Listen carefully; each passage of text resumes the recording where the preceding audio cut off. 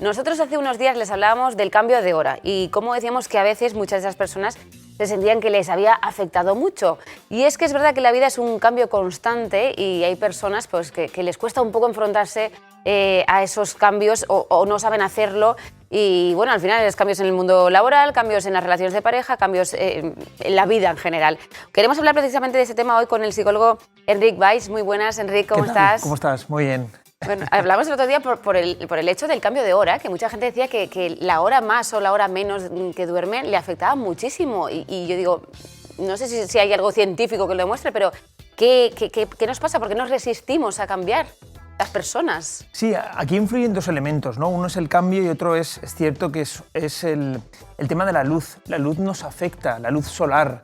De hecho, en los países del norte de Europa, al aparecer menos luz, tiene mayor tipología en el sentido a nivel de salud mental relacionada con la depresión, el consumo del alcohol. Entonces, la luz influye mucho en nuestro estado de ánimo, ya que aumenta el cortisol, que es una sustancia química relacionada con esa tristeza, con esa angustia, con esa también melancolía. Y claro, por contra, aparecer un mayor... estamos en nuestro día a día con mayor luz, eso afecta de forma positiva. Pero ese mini cambio, sí que es cierto que hay personas que son mucho más sensibles y ese periodo de adaptación dependerá mucho de los recursos internos que tenga la persona, pero el cambio es entre 48 horas y una semana, pues ya nos adaptamos fácil. Lo que sí que hay que adaptarse, como decíamos, es a los cambios que nos presenta la vida, ¿no? En ese día a día. Y es verdad que hay personas que bueno, pues por su forma de ser pues pueden llegar incluso a sentir como cierta angustia, ¿no? Ante situaciones que igual no saben cómo afrontar o que no tienen bajo control. Así es, el cambio supone hacer un sobreesfuerzo, porque estamos muy habituados, estamos muy cómodos en esa conocida zona de confort, ¿no? Entonces, cuando nos planteamos un pequeño cambio, siempre la mente se resiste y tiene un mecanismo de defensa que es el autosabotaje, que normalmente el mecanismo son preguntas hipotéticas, respuestas catastróficas. ¿Y si hago esto y me sale mal? Estoy convencido de que esto va a salir fatal, Están haciendo ya una bola, ¿no?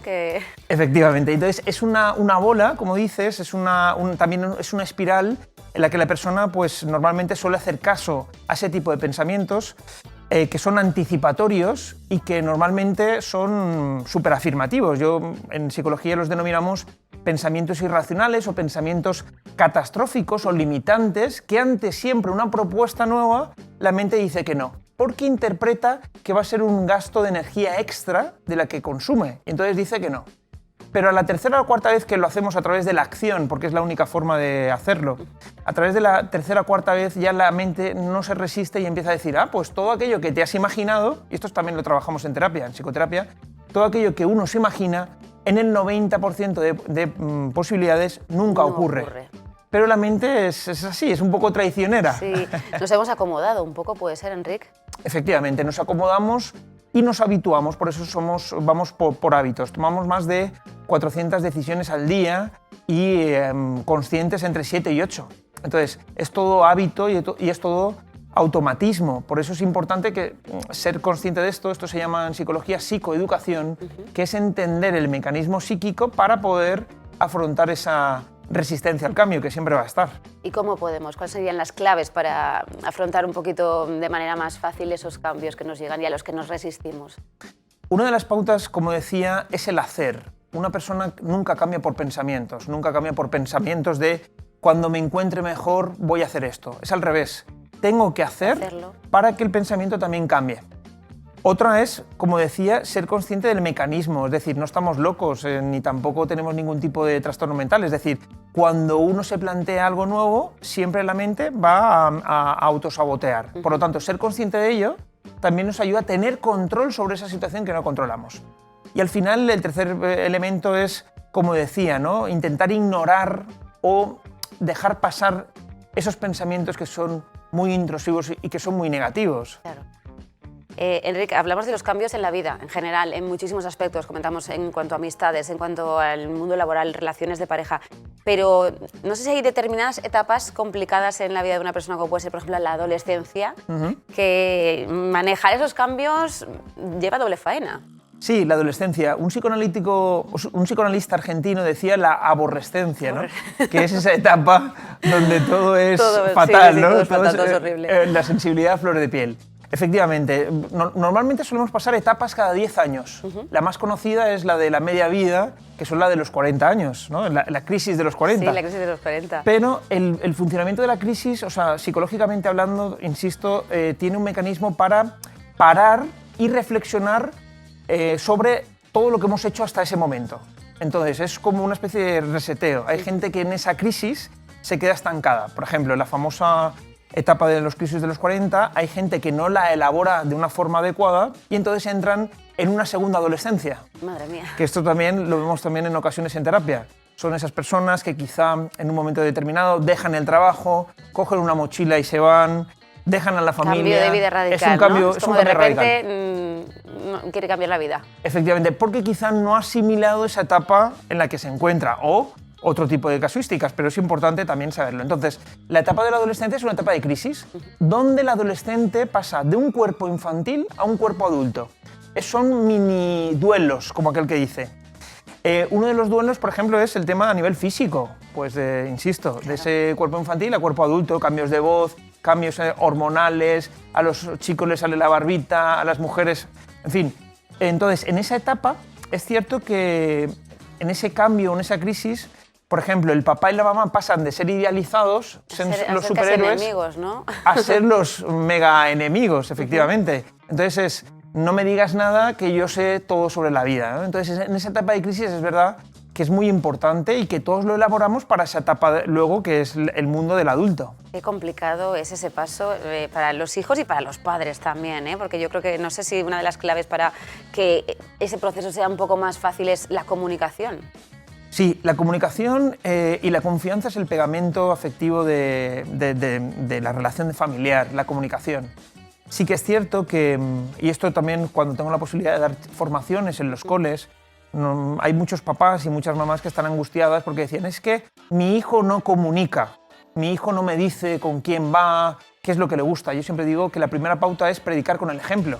Es decir, si yo quiero que mi hijo me comunique, tendrá que verme a mí comunicar. Claro. Entonces, en ocasiones es verdad que el día a día, el automatismo, detalles como, por ejemplo, me está contando algo mi hijo, tengo que detenerme, por ejemplo, en esa acción que estoy haciendo y mirar a los ojos al hijo o a la hija, adentrarme en el mundo afectivo, en el mundo interior del adolescente, qué juegos le gustan, cuáles son las personas que suelen estar en su entorno. Conocerles un poquito más, porque muchas veces son grandes desconocidos, teniéndolos en casa. Efectivamente. Y luego también, insisto, ese piloto automático del día a día hace que no seamos conscientes de ello. Pero primera pauta, predicar con el ejemplo. Claro. Segundo, también adentrarnos, insisto, en ese mundo interior del adolescente.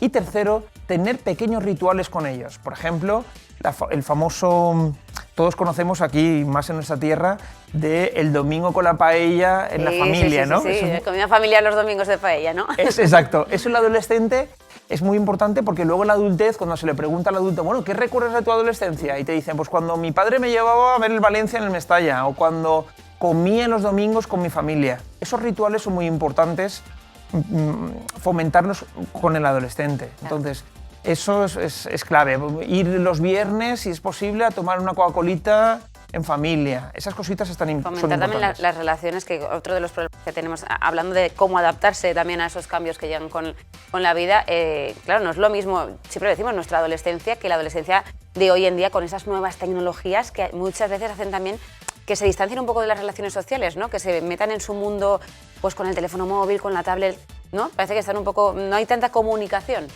Sí, el aparato que tenemos todos, ¿no? El teléfono móvil, lo que hace es que esa comunicación se rompa y que muchos adolescentes caigan en ese aislamiento y estén muy instaurados en ese mundo virtual. El Instagram, los juegos, los videojuegos, todo eso ha fomentado y ha habido un aumento en el mundo del adolescente. Entonces, por eso digo que es difícil, es verdad. Yo siempre digo que la teoría es muy sencilla, ¿no? Pero es importante tener estos conceptos claros para poder intentar cambiarlos, ¿no? Entonces, sí, por eso saber a qué videojuego juega, cuáles son sus intereses, sus aficiones, eso nos va a ayudar precisamente a fomentar esa comunicación que es importantísima. Claro. ¿Cuáles serían los principales peligros para los jóvenes de las redes sociales? Porque al final también puede ser un arma de doble filo, ¿no? Por una parte puede ayudarnos para muchas cosas, pero también genera muchos peligros para los adolescentes.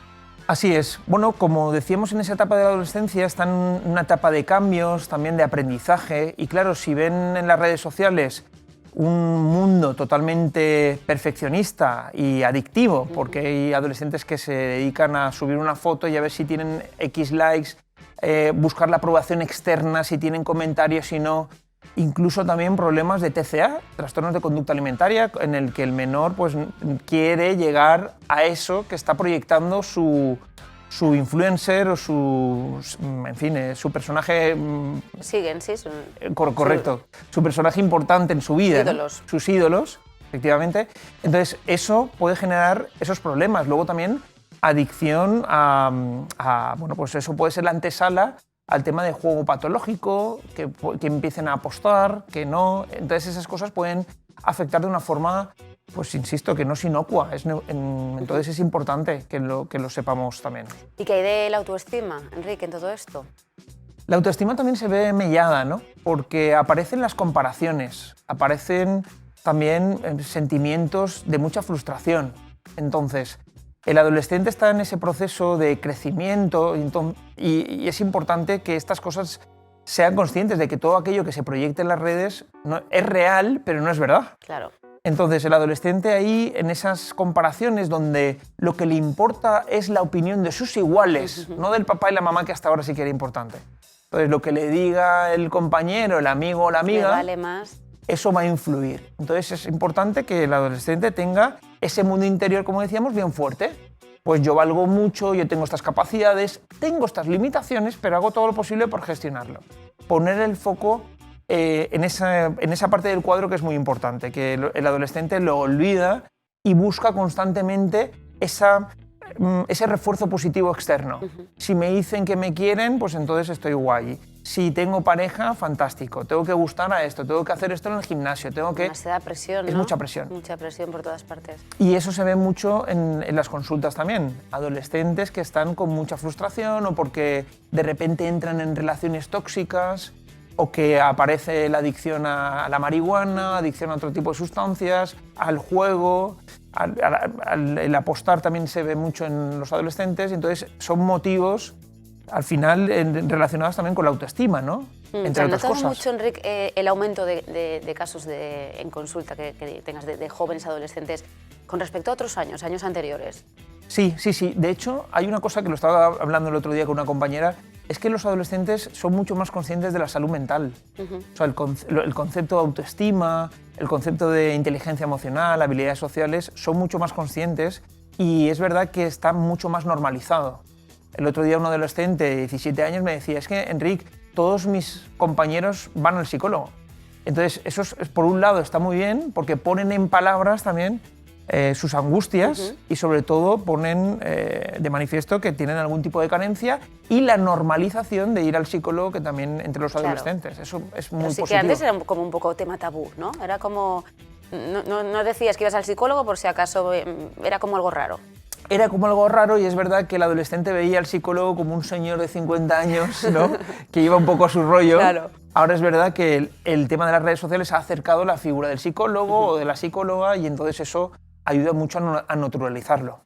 Le ha acercado un poco la figura. Bueno, al final es lo que decías, está el tema de la salud mental también, que hasta hace poco no se hablaba prácticamente del tema y desde un tiempo a esta parte pues es un tema que se sabe que es un problema y que hay que poner atención en la salud mental. En Estados Unidos la figura del psicólogo está muy normalizada, también en Europa. Lo que pasa es que aquí en España ahora afortunadamente está cambiando. Hace unos años atrás, tampoco hay que irse muy lejos, la figura del psicólogo era como un poquito, pues eso, ¿no? No lo voy a decir porque si no los del pueblo se van a enterar o van a decir que no estoy bien. Y es justamente lo contrario, el que va al psicólogo reconoce que hay algún tipo de carencia, pero pide ayuda para poder afrontar esa situación. Y no es para nada normalizar negativo. la situación al final.